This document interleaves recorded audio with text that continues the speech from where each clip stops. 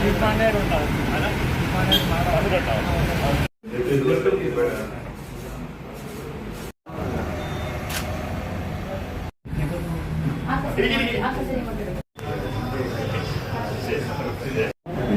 നിൽക്കുന്ന ആൾ രണ്ടുപേരും ഇച്ചിരി വലപ്പത്തിരിക്കുകയാണ്.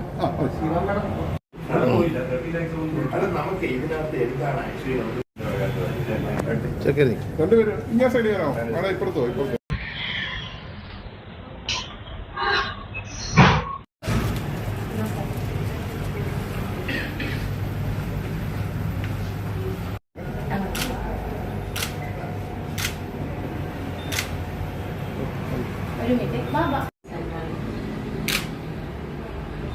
അവിടെ പേര് വരുന്ന ഒരു ഓർഡർ അവരെടുത്തു. എടുത്തു ചോദിച്ചു, മാഡത്തിന് ഇത് ഇൻകം ആയിട്ട് കിട്ടുന്നല്ലോ, ഇൻട്രസ്റ്റ് ഇൻകം ഇല്ല, അത് മക്കൾ നോക്കിക്കോളും.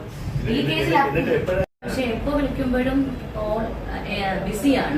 അമ്മ ഇത് മകനോടും പറഞ്ഞിട്ടില്ല. ഇല്ല, അവരോട് പറഞ്ഞിരിക്കുന്നത്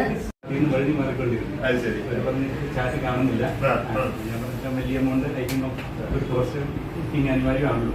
അവര് വന്നപ്പോ ഫോണുണ്ട്, പിന്നെ ആ വാട്സ്ആപ്പ് ചാറ്റ് നോക്കിയപ്പോ അവര് ചോദിക്കുന്നുണ്ട് ബാങ്കിൽ എത്തിയോ, ഓക്കെ FD ക്ലോസ് ചെയ്യാം, FD അല്ല ഞാൻ പറഞ്ഞു മാഡം ഇത് ഞാൻ സംശയിച്ച പോലെ തന്നെയാണല്ലോ ഇത് പറഞ്ഞ് കട്ട് ചെയ്തു. അവർ വീണ്ടും കോൾ ബാക്ക് ചെയ്തു. വാട്ട് ഹാപ്പൻ ആറ് കോൾ അത് നിങ്ങളുടെ അടുത്ത അറസ്റ്റ് നിങ്ങളുടേതായിരിക്കും, കാരണം ആധാർ നിങ്ങളുടെയാണ്.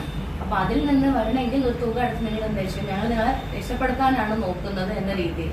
അപ്പൊ ഇത് ആരോടും പറയരുത്, കാരണം പിന്നെ സാറും മകനെ ഒന്ന് വിളിച്ച് സംസാരിച്ചു. മകൻ പറഞ്ഞു സ്ഥിരം മാറ്റുന്നതായിട്ട് തന്നെ ഡിജിറ്റൽ അറസ്റ്റ് തന്നെയായിരുന്നു. അപ്പം പ്രായമുള്ള വനിതയാണ്. അപ്പം അവര് വന്ന് മക്കൾക്ക് അത്യാവശ്യം താല്പര്യം മേടിക്കുന്നു. വാർത്ത സാർ കണ്ടു കാണുന്നു. അതെ ഒരു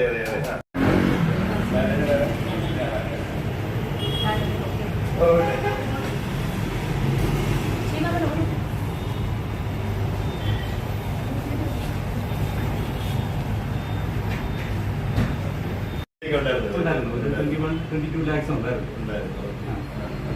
അപ്പം ഈ ബെനിഫിഷ്യറി നെയിം എഴുതിയപ്പോഴാണ് നമുക്ക് കൺഫ്യൂഷൻ തുടങ്ങിയത്.